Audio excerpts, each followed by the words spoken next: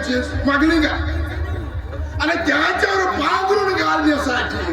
जंगलातले झाड तोडून लाकूड तयार करणे याची ठेकेदारी 2 नंबरचा धंदा करतो 2 नंबरचा धंदा करतो म्हणून हे सारं वैभव हे सारं ऐश्वर्य उपभोगतो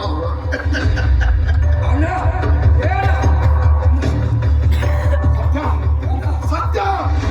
काय पडती मला अरे काय तू डर गे तू बरोबर नाही ना पण आपल्या घरी जाऊन पोलिसाची गाडी